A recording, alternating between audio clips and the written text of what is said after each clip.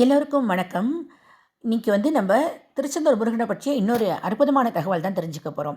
நம்ம சேனலை தொடர்ந்து கொஞ்ச நாளாக நீங்கள் பார்த்துட்டே வருவீங்க. திருச்செந்தூர் முருகனை பற்றிய பதிவுகள் வந்துக்கிட்டே இருக்குது. அதே மாதிரி அந்த வகையில் இன்றைக்கி நம்ம பார்க்க போகிறது என்ன அப்படின்னு சொன்னால், முருகனை பற்றிய இன்னொரு அற்புதமான தகவல் தாங்க. திருச்செந்தூர் நமக்கு எல்லாருக்குமே தெரியும், ஆறுபடை வீடுகளில் ஒன்று அப்படின்னு சொல்லிட்டு. அவர் சூரனை சம்ஹாரம் பண்ணதுக்கு அப்புறம் இங்கே படை வீடு அமைத்து தங்கினார் அப்படின்னு எல்லாருமே நினச்சிக்கிட்டு இருக்கோம். ஆனால் அப்படி கிடையாதுங்க. சூரனை சம்ஹாரம் பண்ணுறதுக்கு போகிறதுக்கு முன்னாடியே திருச்செந்தூரில் அவர் படை வீடு அமைத்து அங்கே தங்கிவிட்டு அதன் பிறகுதான் அவர் சூரன் சம்ஹாரத்துக்கே போகிறார். அதே மாதிரி சூரனை சம்ஹாரம் முடிச்சுட்டு வந்ததுக்கப்புறம் தன்னோட வேலினால் நாழிக்கிணறை தோண்டி அதில் அவர் குளித்து விட்டு அவருடைய தந்தையான சிவபெருமானை மண்ணினால் லிங்கம் செய்து அங்கே அந்த கடற்கரையில் உட்காந்து அவர் பூஜை பண்ணுறார்.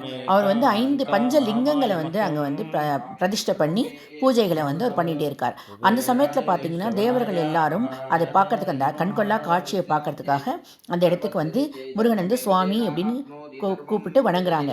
கூப்பிட்ட உடனேயே தன்னுடைய தந்தையாருக்கு, அந்த சிவபெருமானுக்கு செய்து கொண்டிருக்கிற அர்ச்சனை இருக்கிற கையில் இருக்கிற பூக்களோடையே அப்படியே திரும்பி தேவர்களை முருகன் பார்த்தாராம். அப்படி அந்த திருக்கோலத்தில் தான் முருகன் பூஜா மூர்த்தி அப்படின்னு சொல்லக்கூடிய அந்த வடிவில் தான் இன்றைக்கும் மூலஸ்தானத்தில் அவரில் எழுந்தருள் இருக்கிறார் அப்படின்னு புராணங்கள், இதிகாசங்கள் சொல்கிறது.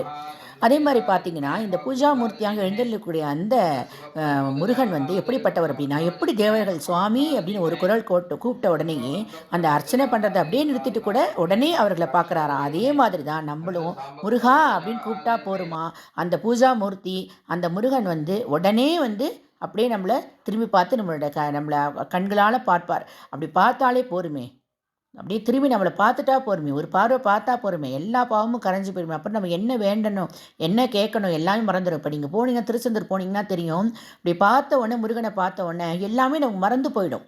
நம்ம என்ன கேட்டு வரோம், என்ன வரம் கேட்டு வரோம்னு மறந்து போயிடும் அவரை பார்த்த உடனே.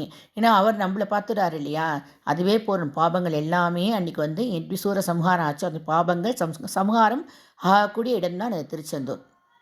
இப்படிப்பட்ட அரிய தகவல்களை தெரிஞ்சுக்கிறதுக்கு என்னோடய சேனலை சப்ஸ்கிரைப் பண்ணுங்கள், லைக் பண்ணுங்கள், ஷேர் பண்ணுங்கள். நன்றி, வணக்கம்.